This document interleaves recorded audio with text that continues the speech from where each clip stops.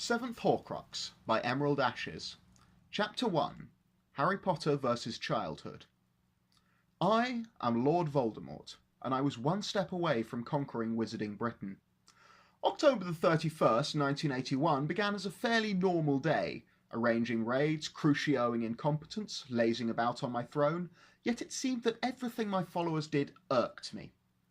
Bellatrix crouched at my feet, sneaking glances and occasionally emitting dreamy sighs, exactly the sort of behaviour that caused me to turn myself into a noseless snake.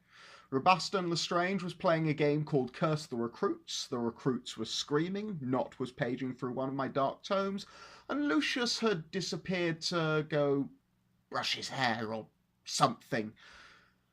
There were worse ways to spend Halloween, I supposed. "My lord!" a nasally voice cried, its owner scurrying towards my throne. "I have information on the Potters." I paused for a moment, contemplating the Death Eater's words. The Potters were Dumbledore's minions, the ones with the prophesied child. They'd defied me 3 times. I should know. I keep a list of these things. "Speak quickly, then," I snapped. "I don't like to be kept waiting." The short Death Eater cowered at my feet, and I noted that he was particularly talented at cowering. "I'm sorry, my lord. I've gained their trust, as you ordered me to, and I can tell you that—" He took a shuddering breath. "The Potters may be found at Godric's Hollow." He rattled off the proper address, stumbling over every other word. The man was clearly incompetent, but he had been useful. I said, "I am immensely pleased with this information." What was his name again? I narrowed my eyes at the still shivering man's unremarkable brown hair. That was the trouble with giving all your followers masks. They all looked so similar. After a moment of silence, I murmured, "My faithful servant." "Thank you, my lord," he simpered, bowing again and again. By the 5th time I'd become peeved, and with an idle flick of my wand slammed him into the stones. "You are dismissed." The bleeding man stumbled from the room. Seizing the opportunity to escape my followers, I gracefully rose to my feet. "I shall be busy for some time. Do not kill any of your fellow Death Eaters without my permission." I sternly eyed Bellatrix. "We hardly need a repetition of last Valentine's Day." Bellatrix bowed her head sullenly. "Yes, my lord." After a moment she perked up. This was almost certainly a bad thing. "May I help you dispose of the blood traitors, my lord?" Her dark eyes widened and she batted them at me. Disgusting.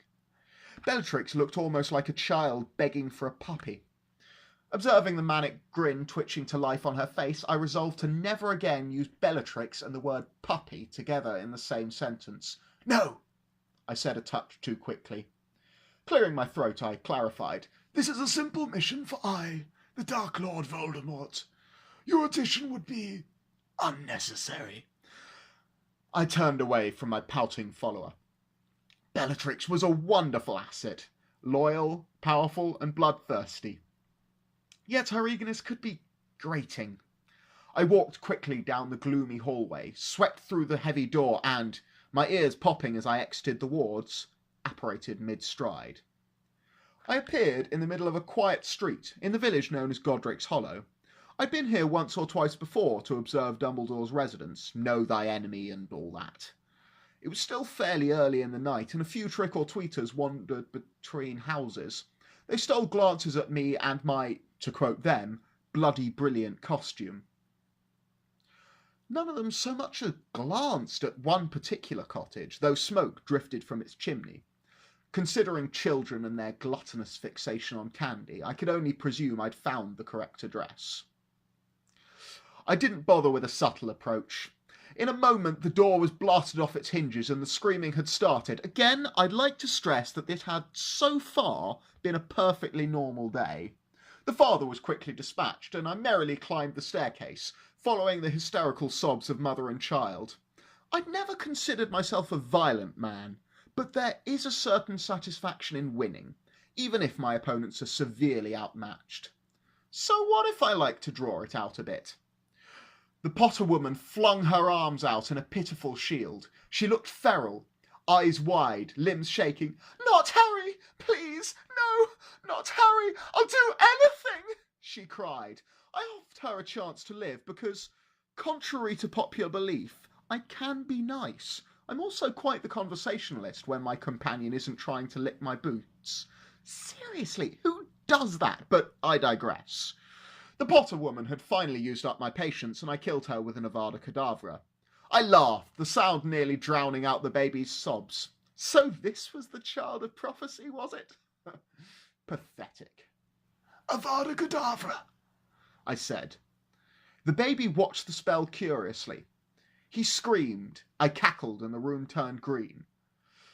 Suddenly, I experienced a sensation that felt suspiciously like dying horribly and lost consciousness. My memory of the next few years is rather confused. That day, October the 31st, 1981, marked the end of my reign and of the First Wizarding War. It also began my second life. This time, I was going to do things a bit differently. I am Harry Potter, former Dark Lord. In retrospect, I have absolutely no idea how Horcruxes work. I probably shouldn't have made one, let alone 5, based on only 3 paragraphs of description, which mainly centred on the mechanics of the ritual and not the effects. But I had limited access to the restricted section at the time, and I was a very enthusiastic youth. I had originally assumed that they would make my body invulnerable, but that was clearly not the case. Perhaps they bound me to the world, allowing me to possess those weaker than myself. Obviously, the Potter child had succumbed to my greater force of will. I suppose that made as much sense as anything. On that note, what about the prophecy?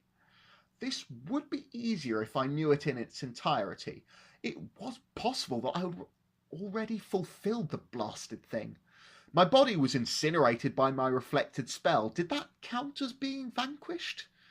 I was Harry Potter now, and I could hardly vanquish myself. My questions would go unanswered for some time. The Dursleys immediately sensed my evil. This was particularly impressive, since I took several months to properly remember my time as a Dark Lord, yet they deemed me a monster upon arriving on their doorstep. Amid the humiliation of diaper changes, tentative steps, and lisping words, I took great satisfaction in my caretaker's building horror. Even as a baby, I could still strike fear into the hearts of filthy muggles. It started small, as I relearned the art of wandless magic. Forget to feed little Harry, and Dudley's bottle explodes. Insult him, and your tongue starts to swell up. Go ahead, lock him in a cupboard. He will always find his way out, and you will somehow find your way in. Even misfortunes that could not possibly be my fault, such as Vernon's demotion at work, were attributed to my malice. I, of course, never argued against anything that made me seem more powerful. The Dursleys eventually decided that they feared my dark presence more than Dumbledore's threats. They dropped me off at the orphanage, the firehouse, and deep in the wilderness. They even called Child Protective Services on themselves. Repeatedly. Yet I was always back by the morning. I blamed Dumbledore. I was 5 years old when Petunia Dursley realised she would never be rid of me. I know this because she began sobbing, while insisting that she would never be rid of me. Thick as they were, the Dursleys eventually realised that the only way to live unharmed was to accommodate my desires. It was the childhood that I had always dreamed of. During those early years, I had a lot of time to think. From a few expeditions into the wizarding world, I cobbled together the state of things. I had obviously vanished, and my followers had either been arrested or rejected me. Meanwhile, everyone believed that Harry Potter was an amazing and incredibly talented child, a not inaccurate belief. I'll admit that I'd grown weary of being a Dark Lord. It was boring. The Death Eaters were annoying, and I had no particular interest in reigning over a nation of mindless sheep.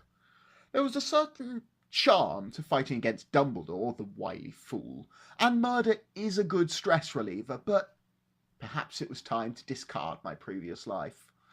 This new identity could open doors that my previous self had foolishly closed long ago. It was time to return to my first dream: teaching. To be honest, I hadn't planned on the whole Dark Lord thing. It just sort of happened.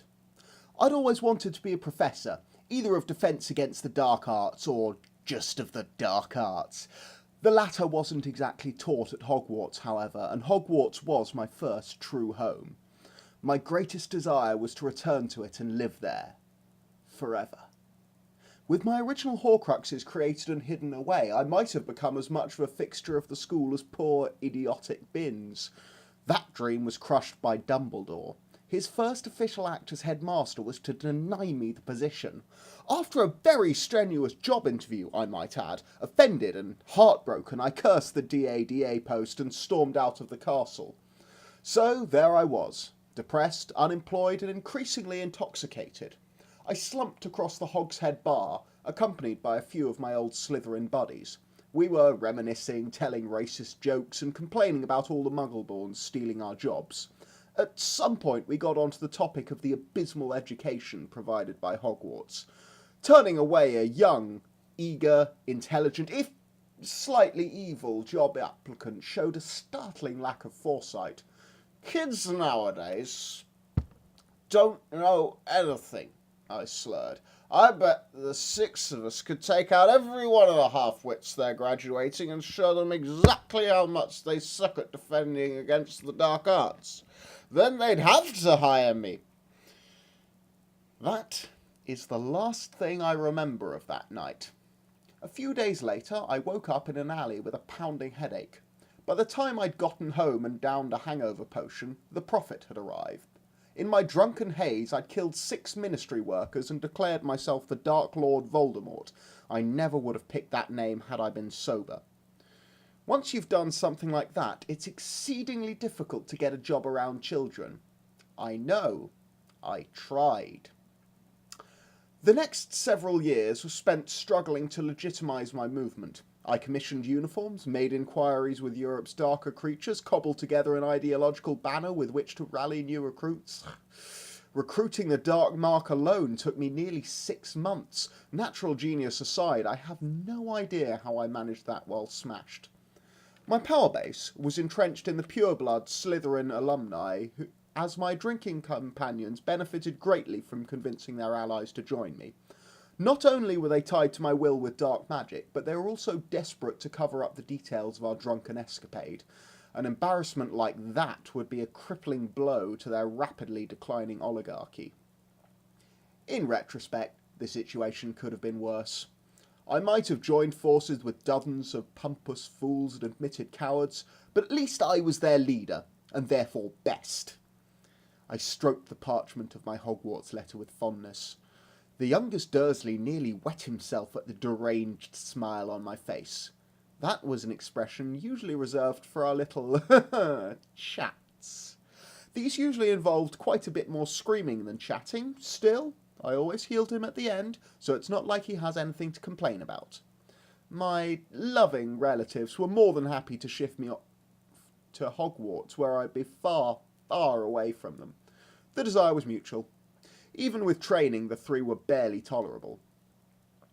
If I'd known the scar would be this much trouble, I would have worn a hat. I slammed the door shut on a particularly persistent fan. Sure, I liked grovelling as much as the next Dark Lord, but for a stranger to actually try and kiss my robes? Honestly, whatever happened to keeping a respectful, reverent distance? Wordlessly locking the door of the shabby, silent shop, I took a moment to catch my breath. "Good afternoon," a voice murmured. I practically jumped out of my skin. How in Merlin's name had he snuck up on me? "Mr. Ollivander," I said to the pale-eyed, elderly man. Nearly 50 years had passed since I'd last seen him, yet he hadn't aged a day. Clearly I wasn't the only immortal wizard in Britain. I quashed the urge to ask him how he'd done it. Yes, I thought I'd be seeing you soon. Harry Potter." He spoke my name with a strange emphasis. While I pondered the wand-maker's dark secrets, the man chattered inanely about nothing in particular. His mask of absent-minded insanity was admirable.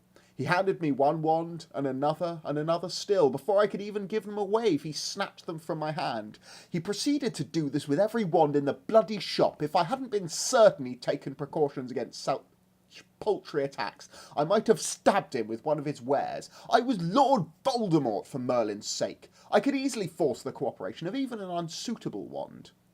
An unsettling glint appeared in Ollivander's silvery eyes.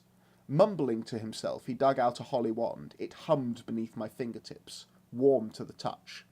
Unconsciously, I smiled at the familiar sensation and swung the wand around in a rain of colourful sparks. Wrapping it up, he muttered, "Curious, curious." I was beginning to suspect something was curious. I inquired with careful politeness, "Curious?" "Curious," he agreed. He rambled on about my wand for some time before finally coming to my point. "It is a very curious indeed that you should be destined for this wand when its brother... Why, its brother gave you that scar." "What a coincidence!" I squeaked. He stared at me intently, and I could feel my stomach drop. He knew, I could see it in his watchful eyes, the taunting tilt of his head. Ollivander knew exactly who I was, or more precisely who I wasn't. My gaze darted to the wrapped wand in his hand. If I was fast, I could probably grab it, kill him, and run in a minute, maybe less. I'd preferred to avoid murder for a few more years, but desperate times call for desperate measures. Seemingly unaware of my frantic thoughts, Ollivander continued, "I think we must expect great things from you, Mr. Potter. After all, he who must not be named did great things. Terrible, yes, but great." Was he supporting me? That sounded suspiciously like a compliment. I said, "Thank you, sir, for the help." "Any time, Harry Potter," the man rasped. Stepping into the train station as the Dursleys' car squealed away, I had never been happier. I was returning to Hogwarts, and it had been far too long since I'd been home.